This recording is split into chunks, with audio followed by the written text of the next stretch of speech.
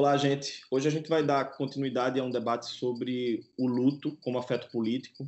Eu falei um pouquinho sobre isso no último vídeo do GTV, talvez muitos de vocês tenham visto. E a gente trouxe uma ideia, né, de como o luto tem uma importância crucial, né, em tempos de pandemia, tudo isso que a gente está vivendo, como visibilizar o sofrimento, né, como trazer aquilo que Judith Butler, né, coloca como uma questão fundamental também para a política, de quais são as vidas que são passíveis de luto, ou seja, por quem a gente sofre, né, quais são as vidas que ao morrer adquirem importância ou quais são as que são negadas. E o que a gente está vendo hoje, ao menos na narrativa do governo, né, e pelo seu séquito aqui no Brasil, é de um processo de invisibilização da experiência do luto, né? Como se toda essa catástrofe, né, em tempos de pandemia, fosse relativizada, fosse negada, e é importante a gente afirmar, né, e de tornar visível, né, expor a seriedade e o impacto disso. A gente trouxe isso a partir da filosofia, né, e a gente pensou que talvez fosse também bem interessante confrontar e ampliar essa narrativa da filosofia a partir da medicina, de quem está naquele grupo de frente, né, enfrentando e lidando, né, com vidas que estão sofrendo, né, com pessoas que estão morrendo, e para pensar esse diálogo aí mais amplo entre filosofia e medicina, a gente conversa hoje com um grande colega e amigo meu, Gilberto Alves, que é professor adjunto de psiquiatria na Universidade Federal do Maranhão. Ele também coordena um grupo de psiquiatria transnacional lá na Federal do Maranhão, além de ser coordenador de uma residência médica em psiquiatria ligada à Secretaria Estadual de Saúde do Governo do Estado do Maranhão.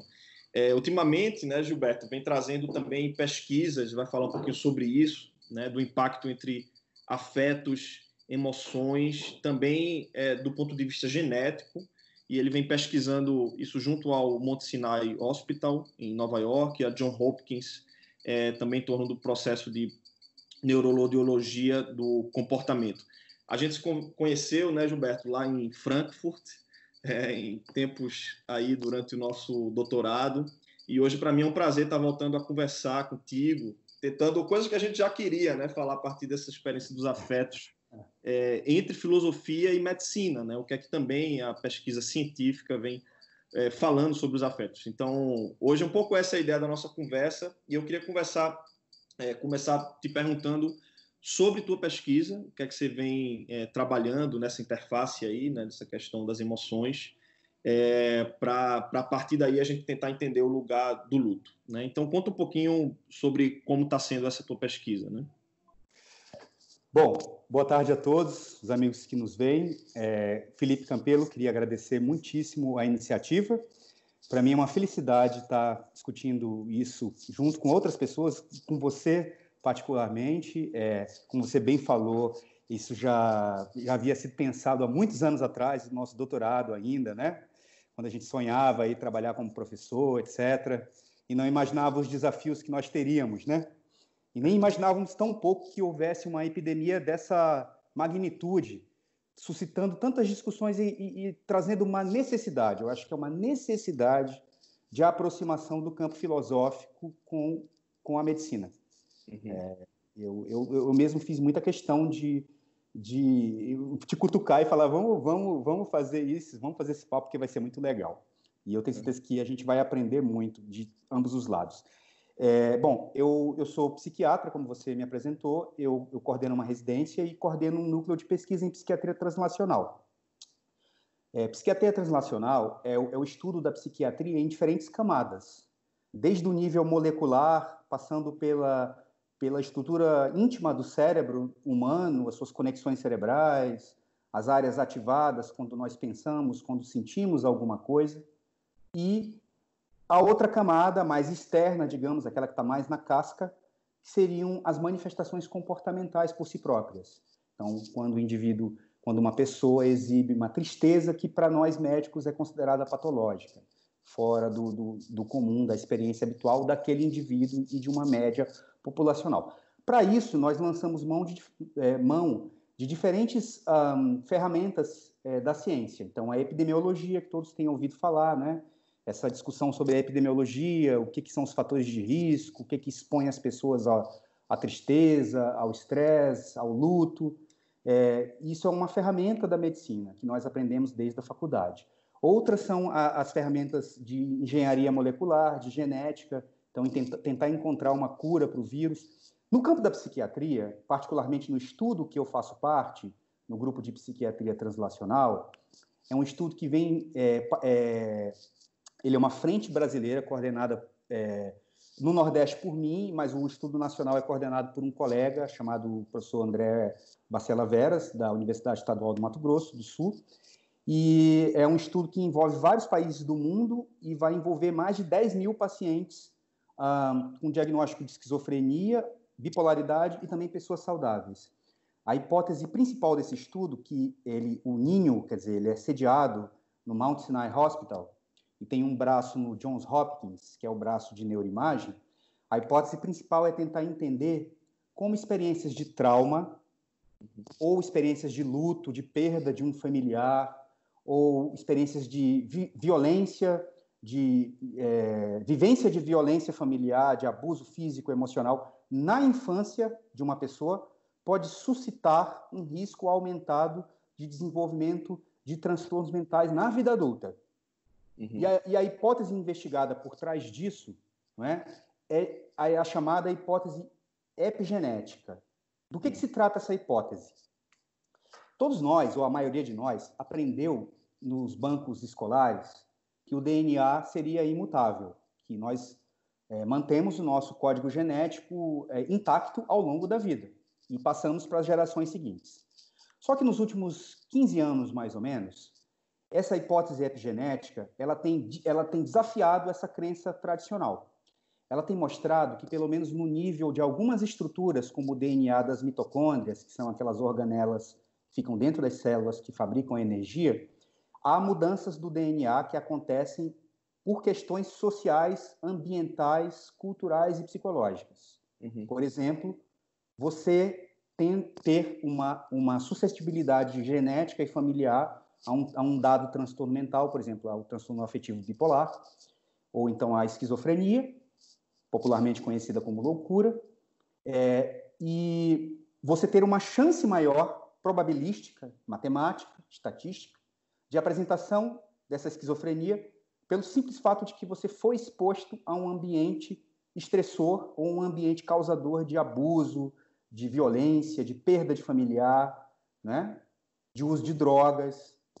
Então, esse é o mote da pesquisa. Então, nós coletamos, na metodologia, nós coletamos o sangue dos pacientes, nós fazemos um painel genético de mais de 50 genes diferentes e nós comparamos isso a um questionário que é todo estruturado, ele é aplicado da mesma forma em vários países, então na Alemanha, Estados Unidos, alguns outros países da América Latina, no México, onde se investiga o histórico de abuso ou de trauma emocional ou físico, tá? Ou de luto também. É uma escala de trauma que nós chamamos. Sim. Tinha uma tendência, né, Gilberto, você pode falar um pouquinho sobre isso, dentro desse campo do Affective Neuroscience, né, a gente estava falando, por exemplo, do Damasio e outros nomes já mais conhecidos nisso, mas a minha impressão era que você pensava a partir de um certo fisiologismo, ou seja, de você ver como o impacto no cérebro, né, por exemplo, algum tipo de acidente, algum tipo de... como ele trazia repercussões para a dimensão afetiva. Né? Eu acho que, pelo que me parece, o teu enfoque é um pouco mostrar como a carga afetiva, né, como experiências, por exemplo, de trauma, né, de forte emoção, né, ou algum tipo de violência, pensado como uma violência afetiva também, né, pode causar um tipo de impacto também na informação genética, né? Ou seja, um movimento que vai das emoções para o mapa genético, não é isso? Exatamente. Se nós olharmos de um ponto de vista histórico, Felipe, existe um desenvolvimento das neurociências que começa mais ou menos no final do século XIX, com a escola alemã, né, com diversos psiquiatras que fizeram parte, inclusive o próprio Alois Alzheimer, que começou suas pesquisas em Frankfurt, na nossa universidade, e que relacionava mudanças cerebrais a mudanças afetivas. Esse campo da epigenética ele é um campo relativamente mais recente. Ele é uma constatação que já havia sido sendo debatida por psicólogos, por biólogos, por médicos, por cientistas sociais, de que provavelmente havia uma ligação entre a experiência precoce, educadores, né? A experiência precoce de trauma e a ocorrência de transtornos mentais. Isso é uma percepção clara que nós temos na clínica, quando nós entrevistamos nossos pacientes, sobretudo aqueles mais graves, de que uma experiência na infância com uma família abusadora, ou pais que se confrontavam fisicamente, ou eram alcoolistas, ou também tinham transtornos mentais, ou um pai que morreu, mas precocemente, tudo isso afetava de modo muito importante o desenvolvimento dessa doença nessa pessoa, né? Então, a pesquisa em biologia molecular, ela foi uma ferramenta que se agregou a essa percepção, né, para a formulação dessa hipótese. Então, a gente pode dizer hoje de um cérebro plástico. E essa plasticidade neuronal, Felipe, ela não acontece apenas na infância. Nós carregamos essa suscetibilidade, talvez numa tendência maior ou menor conforme a faixa de idade, ao longo de toda a vida.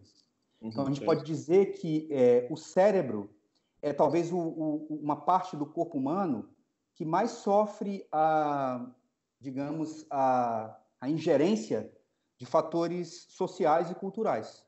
Interessante. Né? Porque tem uma certa tendência aí, né, que, por exemplo, relativiza muito, é muito cético com outros campos, como, por exemplo, a psicanálise. Né? Se a gente pensar do ponto de vista mais científico, se pergunta muito sobre o rigor, mas me parece que há uma possível complementaridade, né? Assim, não necessariamente de refutar ou de suspender, mas de mostrar, quer dizer, quais são os impactos daquelas experiências num nível psíquico, mas que também se somatiza, né? Se mostra também no próprio corpo, né? Esse tipo de impacto. Exatamente, porque uma das grandes contribuições da psicanálise, dentre várias outras, né, que a gente pode falar, do Freud com a neurose e as fobias, é a contribuição que, quando lida, pelo menos com o vocabulário neurocientífico mais atual, é de que as memórias afetivas, elas têm uma impregnação, elas têm um registro que fica num nível inconsciente mais atuante, como se estivesse debaixo de uma camada grossa de gelo, né? Então, o modelo lá das tópicas do Freud, né? Eu não me lembro se é a primeira tópica ou a segunda tópica, que é a do iceberg, mas que tem o id, ego, superego, e esse modelo simples, né? Bem da psicanálise, bem inicial. Opção de vida, opção de morte, né? Mas exatamente. Traz depois essa base. Mas ele traz muito essa contribuição das memórias afetivas. Hoje não é possível, quer dizer, num primeiro momento, a neurociência ela tentou fincar os pés, ancorar-se na cognição, na memória, na atenção, nas funções chamadas intelectuais superiores. Essa segunda wave, essa segunda onda que houve da neurociência foi uma maior relevância dos fatores afetivos e da importância das memórias afetivas, daquelas memórias que ficam guardadas no inconsciente e que podem ser reativadas, às vezes, a despeito da percepção consciente do indivíduo, né? Mas que tem uma atuação, que tem um papel muito importante na vida dele. Inclusive, quando você tem a própria ocorrência do sintoma, da repetição, né? Do indivíduo que anda em círculos, que comete os mesmos erros repetidas vezes, né? Então, assim, a gente pode fazer um diálogo, sim, com a neurociência. E eu acredito que esse diálogo vai ficar cada vez mais estreito. Eu acho que talvez usemos um vocabulário diferente, mas, no fundo, a gente está falando um pouco da mesma coisa, né? Trazendo um pouco especificamente para a questão do luto, né? Como é que você vê esse tipo de impacto, né? Desse tipo de pesquisa em iluminar melhor, né? A reflexão da gente sobre o luto, principalmente um pouco desses dois lados, eu diria, né? Tanto da tua pesquisa, mas também da tua vivência ultimamente nesse cenário, né, de Covid, que você está lá nos hospitais também, né? Como é que você vem percebendo a vivência ou a negação, né, da experiência do luto, a importância disso para tudo isso que a gente está vivendo? Exato. O luto é um grande desafio. Você bem falou, o fenômeno do luto, ele não pode ser entendido como uma doença do ponto de vista médico. Essa é uma tentação que, infelizmente, nós, médicos, acabamos sofrendo. A medicalização do modelo do luto, ela acaba circunscrevendo de maneira artificial o luto a uma necessidade de rigor em termos sanitários, em termos de restrição da liberdade do indivíduo. Então, quando eu tenho na Itália, no fenômeno da lombardia, e até mesmo aqui no país como um todo, né, nós seguimos as recomendações da Organização Mundial da Saúde. Né? Então, quando eu faço parte da Comissão de Vigilância Sanitária, nós temos como papel atender algumas dessas famílias que estão em situação de luto. Nós fazemos a comunicação do diagnóstico de Covid para as pessoas que não sabem ainda oficialmente, que fizeram o teste, mas o teste demora alguns dias. E, eventualmente, a gente tem se deparado com famílias que estão perdendo seus entes queridos. Eu, inclusive, já perdi alguns pacientes. E as precauções sanitárias que são exigidas pela Organização Mundial da Saúde, elas colocam um desafio e uma dificuldade, que é a possibilidade da vivência, a vivência cultural do luto, como se espera que seja. As pessoas possam ir lá chorar o seu ente querido. Isso não tem ocorrido. Tem ocorrido que, por uma questão de segurança, os corpos são enrolados, né, num lençol, são quase como uma múmia, né? Então, assim, e são colocados num caixão que é imediatamente vedado e não é possível que a família toque nessa pessoa, na pele, nem beije, nem tenha uma experiência tátil ou visual mais próxima. É limitada a entrada de pessoas. Você não poder enterrar, né, seus entes queridos. Isso é uma experiência assim. A Antígona, né, já traz a importância de toda a briga de Antígona de enterrar o irmão.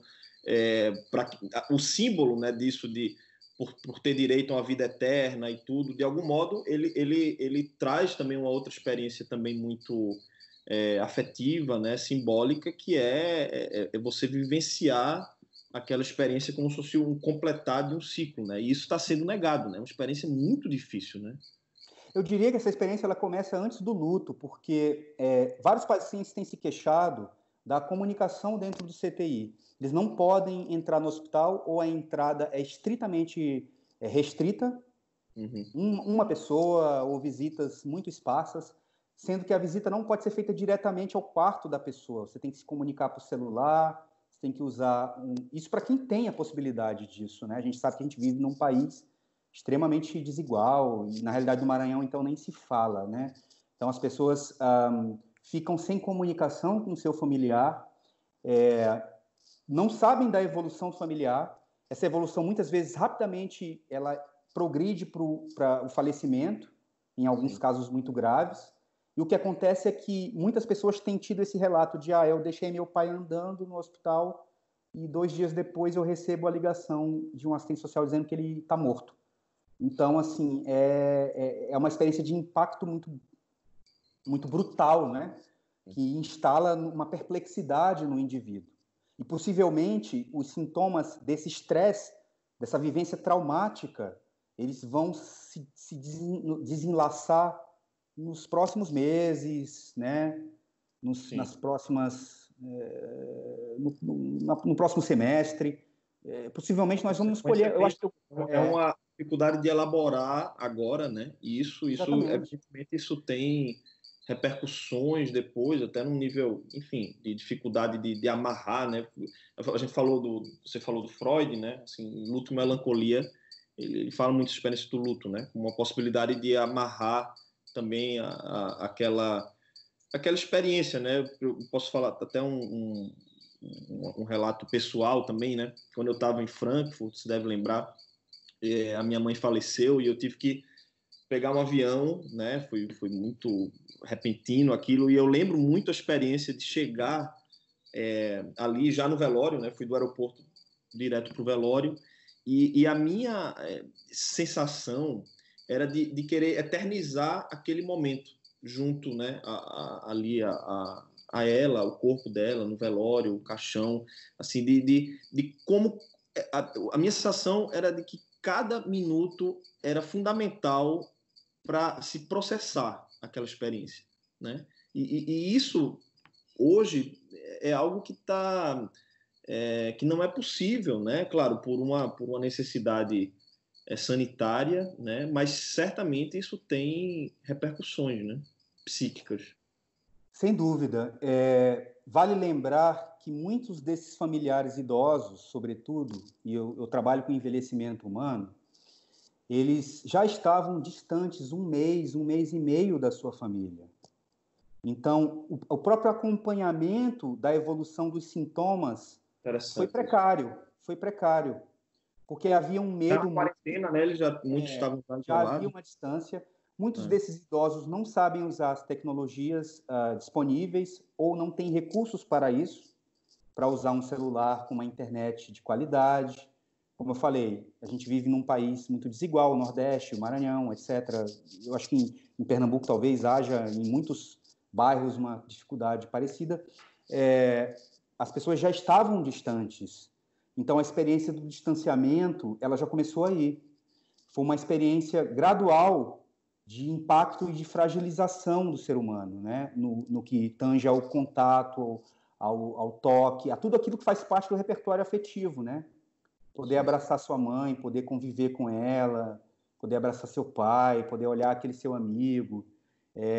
Então, o modelo sanitário, o modelo médico, ele tem, historicamente, uma tradição mais, digamos, até o início do século XX, mais autoritária, mais higienista, muito mais preocupada com a segurança coletiva.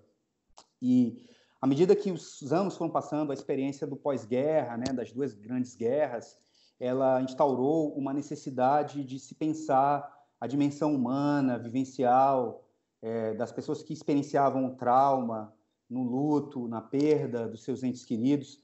E esse modelo ele foi questionado, foi debatido, e eu posso dizer assim, eu, por exemplo, sou filho de uma geração da medicina que já tinha uma flexibilização maior em termos epidemiológicos, com face a essa vivência das restrições sanitárias. Ocorre que a gente vive uma situação, pelo menos para a maioria de nós, nova, né? Se a gente perguntar para os virologistas, para os grandes especialistas em pandemias, eles dirão que não, a gente já imaginava que isso em algum momento pudesse ocorrer, mais cedo ou mais tarde, mas era uma coisa que, embora nós estudássemos com afinco, ela fugia do nosso controle, porque há questões de inteligência, de informações ultra sigilosas de Estado, né?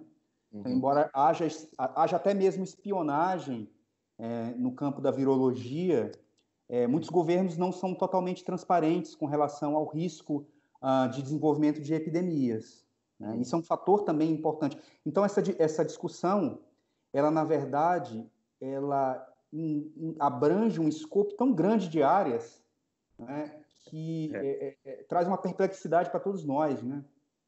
E como é que você vê essa experiência do Brasil, tanto a dificuldade que você tem, né, que é um impacto afetivo também, que eu acho que isso se considera dentro da própria experiência de perder, né, o ente querido, ou seja, não é só a questão de quem morre, né, mas eu acho que essa questão de quem é passível de luto, evidentemente que vai além só daquele entorno afetivo, mas isso gera uma experiência de compartilhamento social, como a gente viu na Itália, né? Aquelas imagens do país entrar em luto, né? Como um afeto também de solidariedade social, né? De compartilhar um sofrimento, não necessariamente porque você está perdendo um ente querido, mas porque outras pessoas, né, dentro do seu entorno estão morrendo. Aqui no Brasil, eu acho que há muito uma negação de tudo isso, né? Aquela cena lá em frente ao hospital em São Paulo de um buzinaço é um completo desprezo. Eu chamei isso de estética do deboche, né? Um deboche assim que ridiculariza não só o valor da vida, mas o sofrimento de quem está perdendo entes queridos, né? Como é que você vê isso nessa tua vivência, né? Eu não posso afastar essa minha vivência médica da minha dimensão política, quando eu enxergo esse tipo de cena e de como isso é nefasto. E, infelizmente, assim, aqui é uma visão pessoal minha, tá, Felipe? Grande parte da classe médica ela aderiu a um modelo de pensamento muito mais elitista e excludente e pouco empático e autoritário que foi gestado durante muitos meses e já nos últimos 2 anos, tá? Eu acho que isso tem a ver também um pouco com a falta de uma formação mais humanística, a falta de uma preparação ou de um diálogo, talvez, com outras áreas do conhecimento humano, de um diálogo com a ética, de um diálogo com a própria filosofia, e talvez nós nos tenhamos tornado presas fáceis para essa posse pelo pensamento totalitário fascista. Então, grande parte dos médicos acabou aderindo a isso, que é um sentimento de não empatia, é um sentimento de olhar o outro com desprezo, né, com uma visão aniquiladora do outro, né?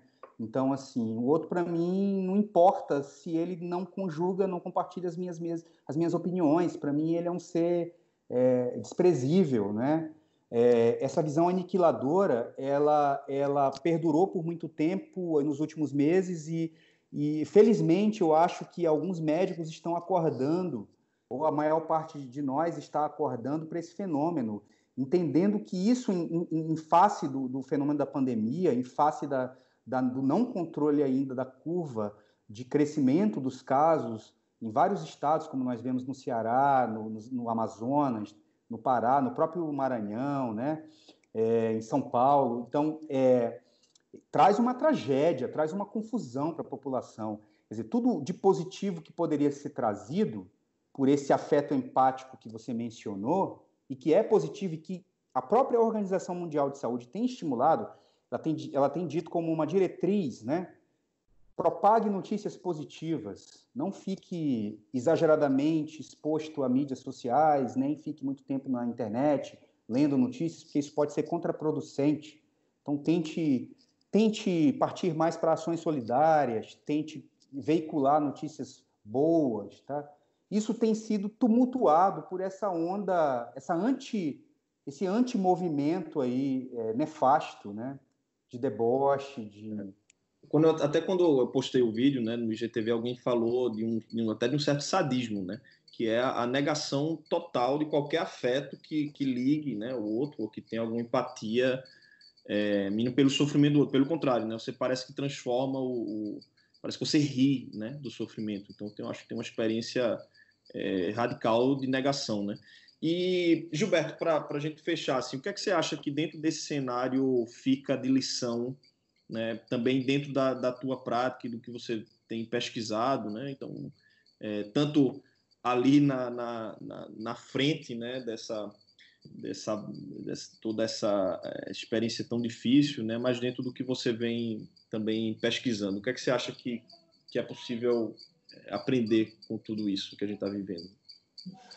Eu acho que a situação da pandemia, ela quebrou muitas convicções ideológicas, ela quebrou até convicções científicas, ela quebrou mitos, ela trouxe a oportunidade de aproximação e de ressignificação da experiência humana, ela trouxe o protagonismo das mídias sociais, essa iniciativa aqui é uma prova disso, a possibilidade de alcançar pessoas, de trazer um discurso que vai ter um impacto muito importante daqui por diante, e ela trouxe uma necessidade premente de diálogo da medicina, do conhecimento e do modelo médico com outras áreas do conhecimento. A experiência afetiva, ela nunca pode ser suprimida, ela nunca pode ser deixada de lado. Toda vez que o discurso científico quis abolir a experiência afetiva, isso resultou num totalitarismo, num fascismo, no nazismo, em experiências genocidas, das quais a psiquiatria também fez parte. Então, esse é um momento para nós repensarmos a história, para nós ouvirmos e dialogarmos e termos mais ponderação. Eu acho que essa é a grande lição que nós temos. E entender que em ciência, eu estava falando antes da nossa conversa aqui oficial, que a gente trabalha muito com o modelo popperiano, que é o modelo da refutação contínua das hipóteses. A gente só faz colocar um grãozinho de areia no tijolo, que constrói a parede. A gente nem coloca tijolos. Então, a nossa contribuição ela tem que ser medida com muito mais humildade, né? Que acho coisa boa. Maravilha. Eu estava lembrando, inclusive, no prédio da Universidade de Frankfurt, né, onde a gente estudou, você deve lembrar daquela placa que o prédio, durante o nacionalsocialismo, foi usado para fabricar o gás, né, utilizado nos campos de concentração. Né? Era uma indústria química e hoje é a Universidade de Frankfurt. E lá eles colocam, né, uma placa na frente, lembrando disso, né, tornando visível esse passado, e aí traz essa menção, né, de que devemos sempre olhar para o passado, para aprender com os erros do passado, para que ele não se torne presente no futuro. Né? Então, eu acho que hoje a gente tem aprendido não só com o passado, mas com o presente. Né? O presente tem ensinado e tem imposto aí. Esperemos, né, que possamos aprender com todo esse cenário tão avassalador que a gente está vivendo. Agradeço muito essa conversa, adorei. Eu acho que a filosofia tem muito a aprender também com esse tipo de diálogo, né, com a neurociência, enfim, com a medicina, com a psiquiatria, né, e acho que esse diálogo é um aprendizado mútuo, né? Então agradeço por a gente ter, e vamos continuar, né, essa conversa vai longe. Vamos continuar. Abração. Muito legal, Felipe. Muito obrigado, um abraço a todos e obrigado pela oportunidade.